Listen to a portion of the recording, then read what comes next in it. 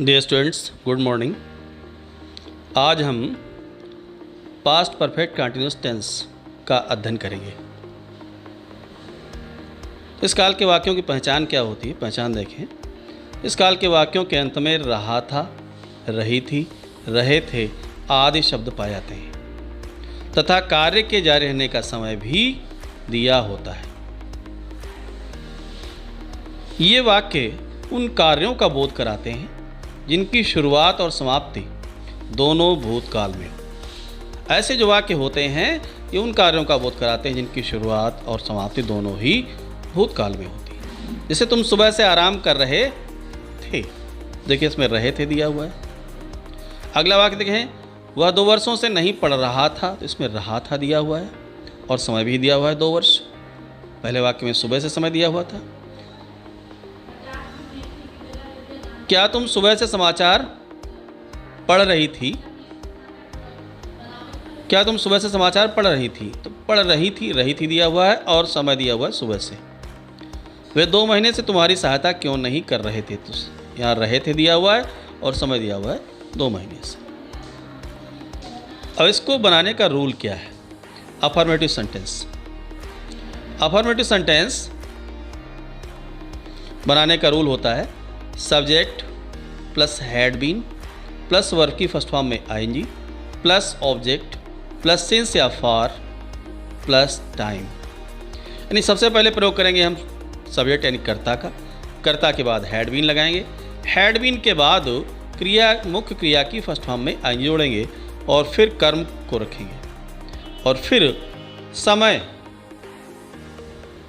के अनुसार यदि निश्चित समय है तो सिंस का प्रयोग करेंगे, अनिश्चित समय है तो फॉर का प्रयोग करेंगे। यानी पॉइंट ऑफ टाइम के लिए सिंस और पीरियड ऑफ टाइम के लिए फॉर का प्रयोग करेंगे। ये निश्चित समय और अनिश्चित समय आप प्रेजेंट परफेक्ट कंटिन्यूअस टेंस में अध्ययन कर चुके हैं। फिर से आप नोट्स को देख लीजिएगा, कौन सा समय निश्चित होता है, कौन सा समय अनिश्चित होता है।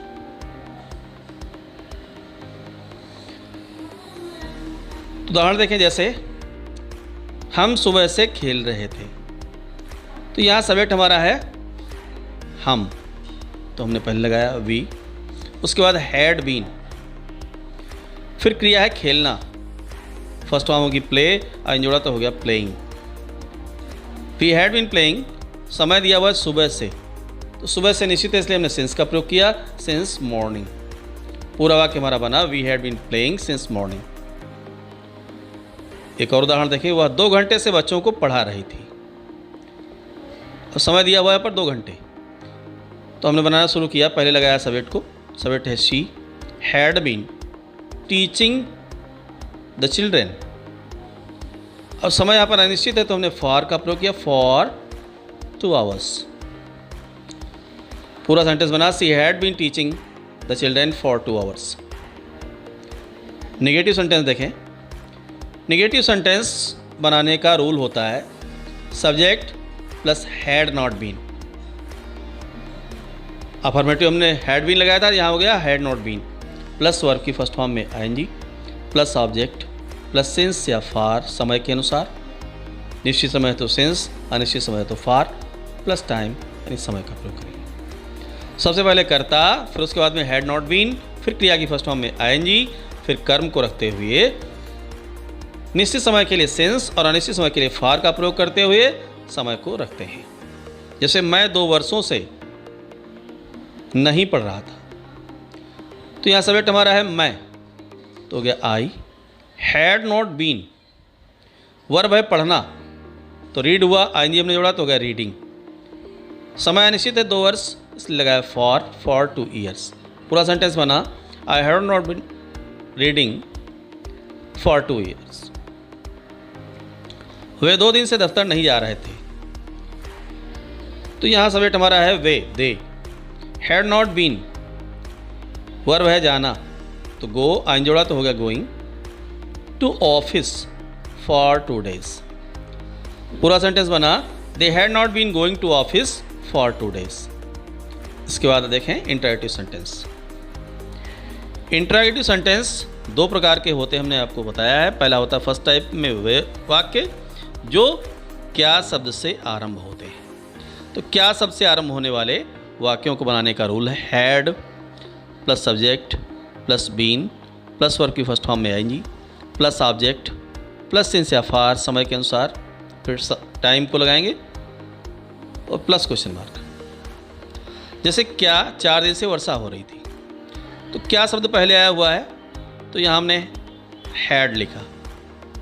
उसके बाद सब्जेक्ट हमारा इट है, बीन रेनिंग फॉर, अनिश्चित समझ लिए फॉर लगाया, फॉर 4 डेज। पूरा वाक्य बना had it been raining for 4 days.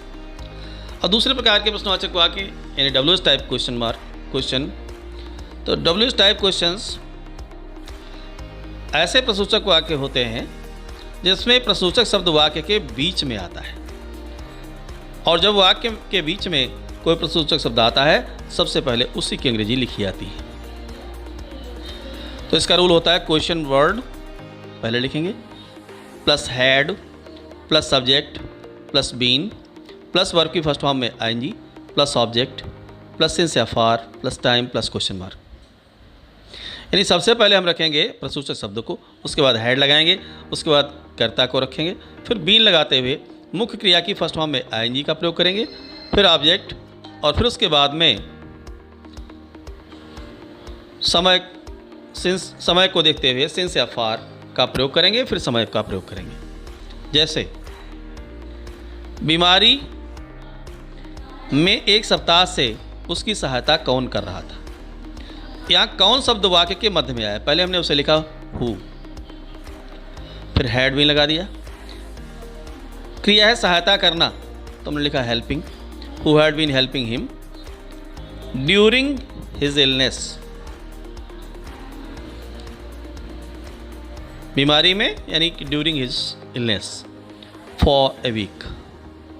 पूरा वाक्य बना who had been helping him during his illness for a week.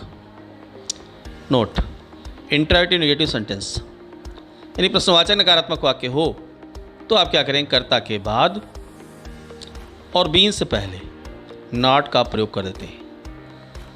कर्ता के बाद और बीन से पहले हम नॉट का प्रयोग करते हैं। जैसे क्या तुम सुबह से पुस्तक नहीं पढ़ रहे थे, क्या तुम सुबह से पुस्तक नहीं पढ़ रहे थे। तो क्या शब्द पहले आया हुआ है इसलिए हमने हैड लगाया, फिर कर्ता लिखा you not been reading a book. समय निश्चित है इसलिए सिंस का प्रयोग किया, फिर लिखा हमने समय को मॉर्निंग। पूरा सेंटेंस बना had you not been reading a book since morning. तो ये आपके रूल्स थे पास्ट परफेक्ट कंटिन्यूअस टेंस के। इसके आगे हम लोग नेक्स्ट वीडियो में अध्ययन करेंगे।